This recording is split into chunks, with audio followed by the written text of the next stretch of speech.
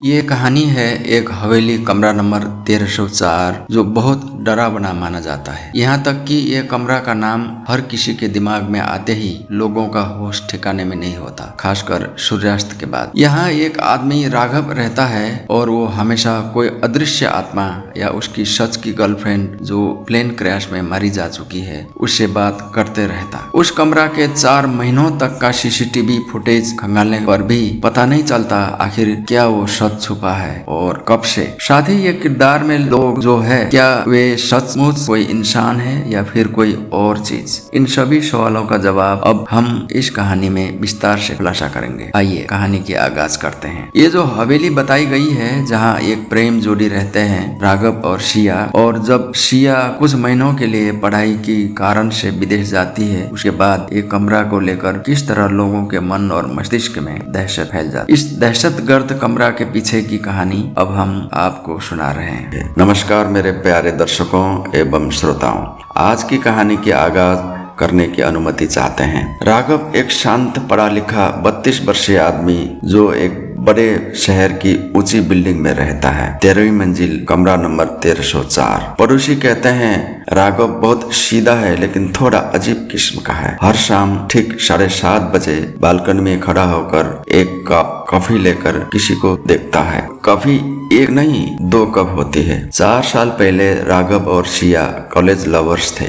यूं दोनों को बहुत प्यारा रिश्ता था, लेकिन सिया एम्बिशियस थी, कैरियर फोकस थी। उसने कहा मैं कुछ सालों के लिए विदेश जा रही हूँ, लेकिन लौट कर आऊंगी जरूर, सिर्फ मेरे सपने पूरे होने तक। राघव ने वादा किया मैं तुम्हारा इंतजार करूंगा यहीं इसी कमरे में, और वो चली गई। आज 4 साल हो चुकी है। राघव अब भी 1304 कमरा नंबर में अकेला रहता है, लेकिन कभी कभी रात में कमरे में 2 लोगों की आवाजें आती हैं, हासी बातें, कुछ शिष्कारियों की गूंज। नीचे की वॉचमैन कहता है साहब कभी कभी दरवाजा खोलते हैं, पीछे कोई लड़की खड़ी होती है, लेकिन जैसे ही ध्यान दो वो गायब हो जाती है। इसी दौरान एक नया पड़ोसी जिसका नाम आदित्य होता है वो राघव के बगल में शिफ्ट होता है। शुरुआत में तो आदित्य को मतलब भी नहीं होता कौन क्या है, लेकिन जैसे जैसे समय बीतता गया वैसे आस पड़ोस में जान पहचान बढ़ने लगती है। आते जाते कभी कभार राघव को बरामदे में टहलता देखा था, पर गौर नहीं किया था। एक बार आदित्य काम से लेट आया, लगभग शाम 7:30 बजे के आसपास। तब राघव को बाहर बरामदे में देखा, कॉफी पीते हुए। वो 2 कप कॉफी अपने सामने वाली टेबल पर रखा देखकर ध्यान देता है आदित्य। उसको लगता है ये माजरा क्या था, सामने दूसरे व्यक्ति कोई नहीं है। आदित्य चौंकता है पर कुछ नहीं बोला। अब आदित्य राघव पर नजर रखने लगता है। राघव हर हफ्ते उसी दिन उसी वक्त बाजार जाता है, उसी टेबल पर 2 कॉफी मांगता है। आखिर आदित्य धीरे धीरे उसे दोस्ती करता है। एक दिन पूछ ही लेता है क्या आप किसी का इंतजार कर रहे हैं। राघव मुस्कुराता है और कहता है नहीं, अब तो वो आ चुकी है। दरअसल कहानी यहीं से पलटती है। तब आदित्य को शक होता है, उसको कुछ समझ नहीं आता कौन आई है, अगर आई भी है तो है कहाँ। बिल्कुल कंफ्यूजन में होता है आदित्य। पड़ोसी होने के नाते उसको कभी कभार रात में 1304 से बार बार किसी लड़की के गाने की धीमी आवाजें, कभी हंसी मजाक जैसे आवाजें, तो कभी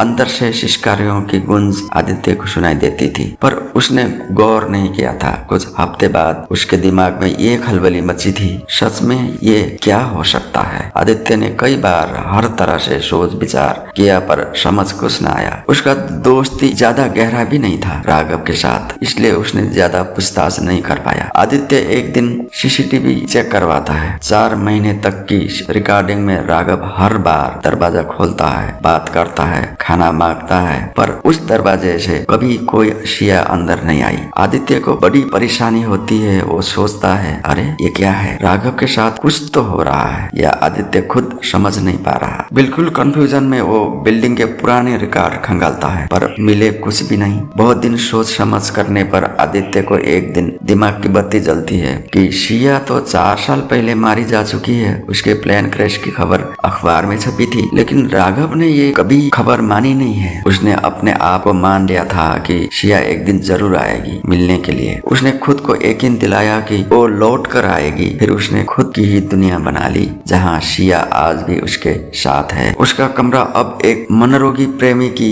इमेजिनरी दुनिया बन चुका था। फिर एक दिन आदित्य चुपचाप कमरे में घुसता है, मोबाइल पर रिकॉर्ड करता है। राघव अकेले बैठकर सामने की कुर्सी की तरफ देखकर मुस्कुराता रहता है, ऐसे जैसे कोई बैठकर बात कर रहे हो उसके सामने और दोनों आपस में हंसी मजाक कर रहे हैं, पर ऐसा कुछ भी नहीं है। फिर अचानक वो उठता है थोड़ा सीरियस होकर और फिर किसी काल्पनिक शिया से झगड़ता है और वो दीवार से बात करता है। फिर वो कहता है, मैंने कहा था ना तुम नहीं जाओगी, अब फिर कभी नहीं। आदित्य का कैमरा रुक जाता है क्योंकि उसे दीवार पर एक ब्लड स्पॉट दिखता है जो किसी इंसान की गर्दन जितनी ऊंचाई पर है। राघव दीवार से मतलब इनविजिबल शिया से झगड़ते हुए सुनकर नाइट ड्यूटी में राउंड आए पुलिस आकर पूछताछ करती है। जवाब में राघव बोलता है, शिया अभी सो रही है, उसे डिस्टर्ब मत करो। तब पुलिस भी हक्का बक्का रह जाता है। फिर आसपास के लोगों से बात करने पर पता चलता कि राघव को कोई मानसिक समस्या की लक्षण दिखाई पड़ता है जो उसकी पूर्व गर्लफ्रेंड शिया और राघव के प्यार को लेकर था। कुछ ही साल पहले शिया का प्लेन क्रैश में जान गई थी, पर राघव के दिमाग में वो अभी जिंदा थी और उसको लगता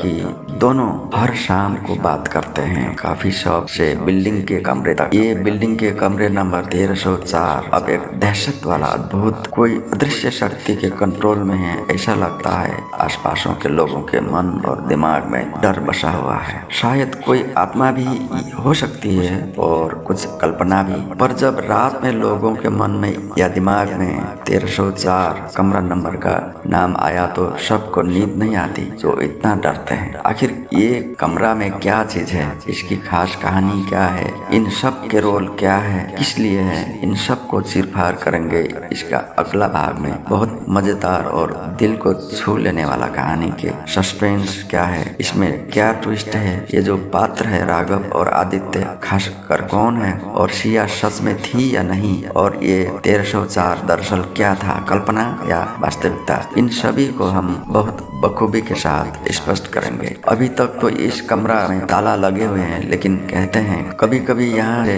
अब भी किसी लड़की की गाने की आवाजें आती हैं और काफी की खुशबू भी। अगर आपके आसपास भी इस तरह का कोई दहशतगर्द बिल्डिंग, क्षेत्र या रूम है, आप अपना अनुभव कमेंट में जरूर बताएं और ये वीडियो अपने लोगों तक जरूर शेयर करें। धन्यवाद।